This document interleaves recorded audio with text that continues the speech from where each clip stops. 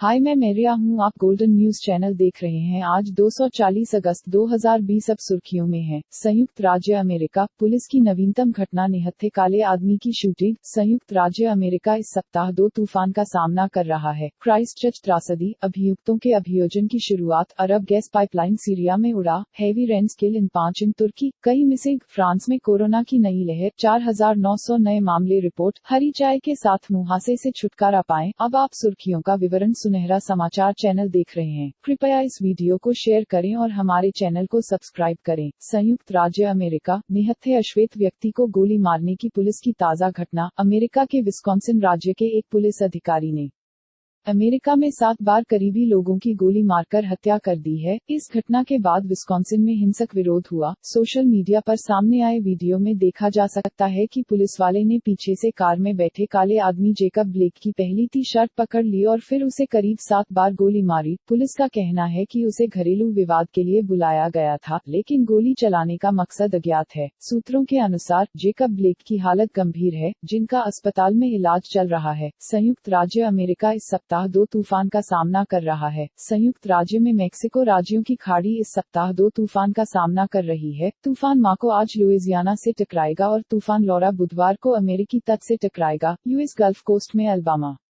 Louisiana, Mississippi और Texas राज्य शामिल हैं, जहां तूफान माको 120 किलोमीटर प्रति घंटे की रफ्तार से बह रहा है। तूफान लौरा ने हैती और डोमिनिकन गणराज्य को तबाह कर दिया है। दोनों देशों में कई क्षेत्रों में बाढ़ आ गई है और लोगों को निकालने के लिए मजबूर किया गया है। सूत्रों के मुताबिक तूफान लौरा ने हैती और डोमिनिकन गणराज्य में 12 लोगों को मार दिया है। क्राइस्टचर्च त्रासदी, अभियुक्तों का अभियोजन शुरू होता है। क्राइस्टचर्च त्रासदी के अपराधी को निर्धारित करने के लिए कार्यवाही शुरू हो गई है। समाचार एजेंसी के मुताबिक मस्जिदों पर हमले में शामिल ऑस्ट्रेलियाई नागरिक को अदालत में लाने के लिए कड़ी सुरक्षा व्यवस्था की गई है, जबकि लाइव रिपोर्टिंग पर भी प्रतिबंध लगा दिया गया है। क्राइस्टचर्च पर हमला करने के आरोपी श्वेत व्यक्ति को इस सप्ताह सजा सुनाई जाएगी। दूसरी ओर अभियोजक ने कहा कि अभियुक्त का उद्देश्य जीवन का अधिकतम नुकसान उठाना और मुसलमानों में भय पैदा करना था। सीरिया में अरब गैस पाइपलाइन फूटी। सीरिया में अरब गैस पाइपलाइन एक विस्फोट से नष्ट हो गई, जिसके कारण सीरिया में पूरा अंधेरा छा गया और पूरे देश में बिजली की आपूर्ति में कटौती हो गई। सीरिया की राज्य समाचार एजेंसी ने मंत्री के हवाले से कहा कि दमिश्क क्षेत्र में एक पाइपलाइन में कल रात विस्फोट हो गया, जिससे पूरे देश में बिजली आपूर्ति बंद हो गई। अधिकारियों के अनुसार कुछ बिजली घरों से बिजली आपूर्ति बहाल कर दी गई है, जबकि प्रांतों को बिजली की आपूर्ति धीरे धीरे बहाल कर दी जाएगी। एक सरकार के मंत्री ने संभावना जताई है कि विस्फोट किसी आतंकवादी कार्य के कारण